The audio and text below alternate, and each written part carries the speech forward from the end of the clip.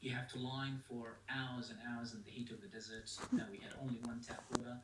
I had only clothes that I came with on me. We were fed mincemeat with colorless spaghetti day in, day out. For 10 months, it gets into you. Believe me, it took me 9 years to eat spaghetti bolognese because I was fed 10 months of the same thing. And as you can tell, I was a pain in the butt. And I caused a lot of problems because I couldn't keep my mouth shut. So I had the pleasure of spending significant time in many Australian prisons. And I tell you what, the prison system in Western Australia is superb. I strongly recommend it to everybody.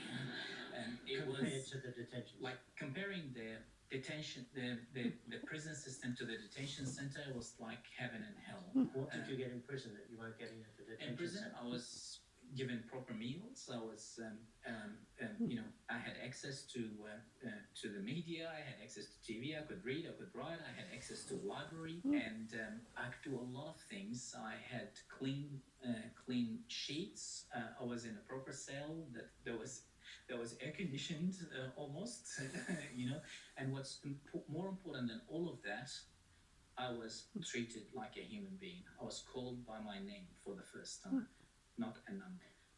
That's very interesting. So for 10 months you were called by a number.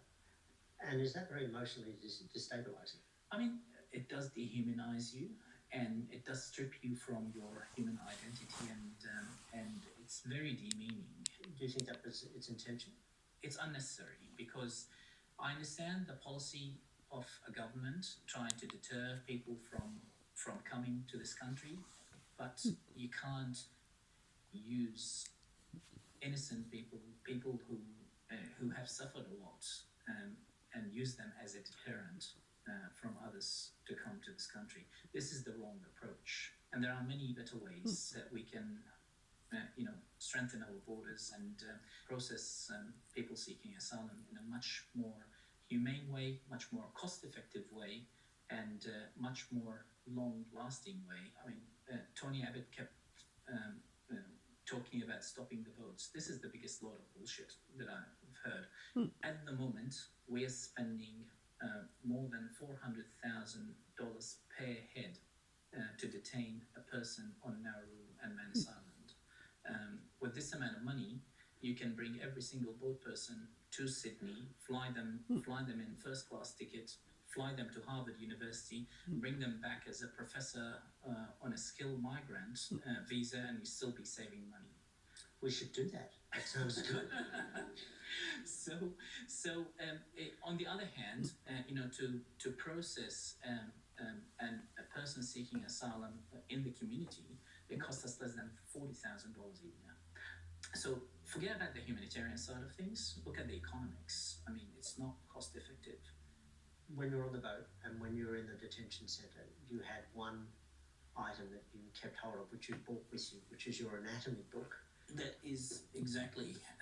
It's my last anatomy book, and it cost me a few days of hunger strike to have access to this book because the Department of Immigration thought that I have the secret code of prison break, and you can carry it. Well, I'm not just going to carry it, I'm going to test you. Look at page 100. What's on page 100? That's the secret. Oh, let's see. Oh, how to escape from Christmas Island. That's right. Extraordinary. You can see all these numbers and codes. Okay, I can indeed. Could this read? There's Scott Morrison's home address. Wait a minute. So when you were in Curtin, what did this mean to you? When did you turn to this? So basically, this book saved me. So I started reading it from cover to cover again and again.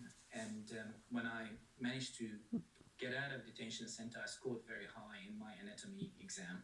Yeah, I'm sure you did. When you did get out, you basically were released into Australia with very little in the way of belongings. What were the hardest things about Australia to adapt to, the way Australians live, the way Australians talk? Australia was very welcoming. I worked in Mildura for 6 months or so at the beginning, and I loved it.